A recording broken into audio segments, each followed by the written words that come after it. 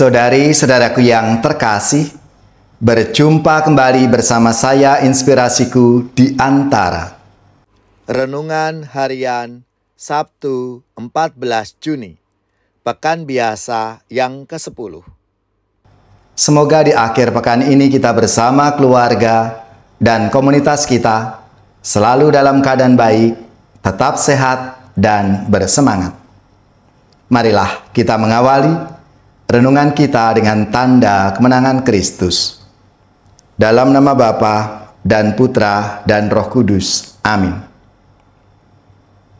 Allah Bapa yang penuh kasih, syukur atas rahmat anugerah-Mu. Kami selalu Kau beri hati yang baru. Curahkanlah Roh Kudus-Mu untuk menuntun kami menuju kejujuran hati dan keberanian untuk tetap memilih jalan-Mu walaupun banyak tantangan dan godaan-godaan dalam hidup kami.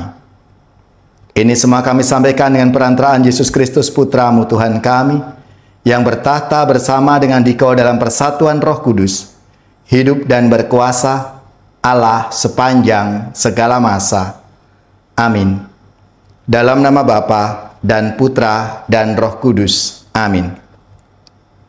Inspirasi kita hari ini dari Injil Suci menurut Matius bab 5 ayat 33 sampai 37.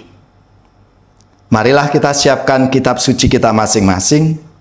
Kita akan membaca bersama-sama lalu merenungkannya. Dalam khotbah di bukit, Yesus berkata, "Kamu telah mendengar bahwa kepada nenek moyang kita dikatakan, jangan bersumpah palsu, melainkan peganglah sumpahmu di depan Tuhan.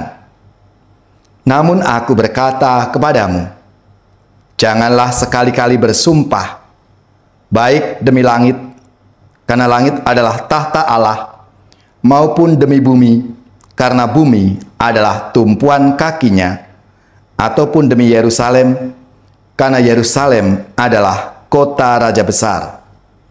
Janganlah juga engkau bersumpah demi kepalamu, karena engkau tidak berkuasa memutihkan atau menghitamkan sehelai rambut pun. Jika ya, katakanlah ya. Jika tidak, katakanlah tidak. Apa yang lebih daripada itu berasal dari si jahat." Demikianlah sabda Tuhan. Terpujilah Kristus.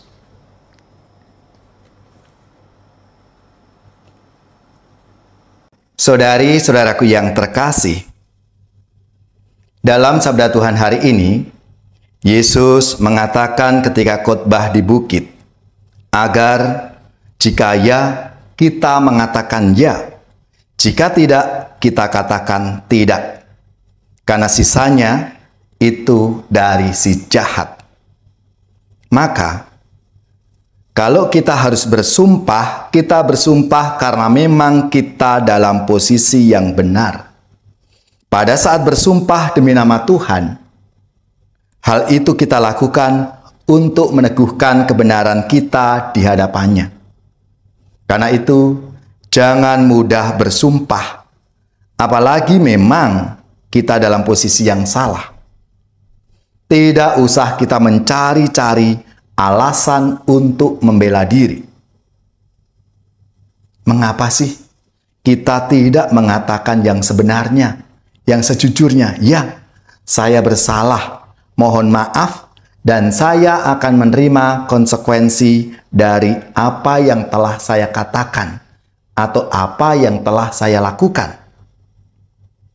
Saudara-saudari yang terkasih, itulah yang terjadi dalam kehidupan kita.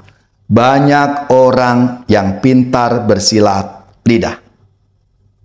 Banyak orang mempertahankan reputasi dirinya dengan berbagai macam cara agar tidak jatuh dan tidak malu di hadapan orang lain. Namun, sebenarnya apa yang kita lakukan itu sungguh melukai hati Tuhan. Bahkan membuat catatan yang jelek di hadapan Tuhan. maka lebih baik kita sungguh-sungguh jujur, baik di hadapan Tuhan dan di hadapan sesama kita, yang nampak di dalam kehidupan kita, yang kita hadapi, yang kita temui dalam kehidupan kita sehari-hari. Seperti yang sudah disabdakan oleh Yesus, agar kita mengatakan ya bila itu ya, tidak bila itu tidak. Supaya sungguh-sungguh kebenaran yang ada dalam hidup kita. Kita tidak perlu berbohong. Karena apa yang kita tutup-tutupi pada saatnya akan ketahuan.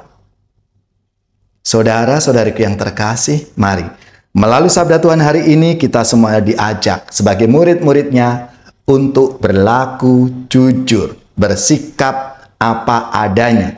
Kalau memang kita salah, mari kita akui kesalahan kita dan kita berani untuk mohon maaf. Ya Tuhan, tuntunlah kami untuk menuju kejujuran hati.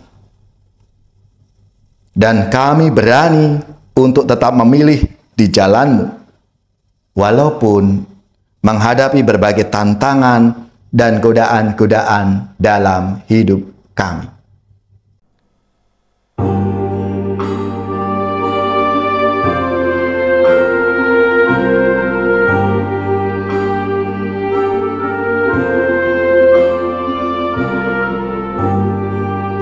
Andaikan aku pahami bahasa semuanya, hanyalah bahasa cinta, kunci setiap hati. Ajarilah kami Tuhan bahasa cinta kasih. Andaikan aku lakukan yang luhur dan mulia, jika tanpa cinta kasih hampa dan tak berguna. Ajarilah kami Tuhan bahasa cinta kasih. Andaikan aku dermakan segala harta milik, hanya cintaku yang mampu membahagiakan orang. Ajarilah kami Tuhan bahasa cinta kasih. Cinta itu lemah lembut, sabar dan murah hati, tidak cari keuntungan, tidak megahkan diri. Ajarilah kami Tuhan bahasa cinta kasih. Saudari-saudaraku yang terkasih, marilah kita mengakhiri renungan kita dengan mohon berkat Tuhan dan kita akan menerima tugas perutusan. Semoga saudari-saudara sekalian, keluarga-keluarga dan komunitas kita, orang-orang yang kita doakan, seluruh tugas, belajar, pekerjaan, usaha serta karya pelayanan kita dibimbing, dilindungi dan diberkati oleh Allah yang Maha Kuasa, Bapa dan Putra dan Roh Kudus. Amin.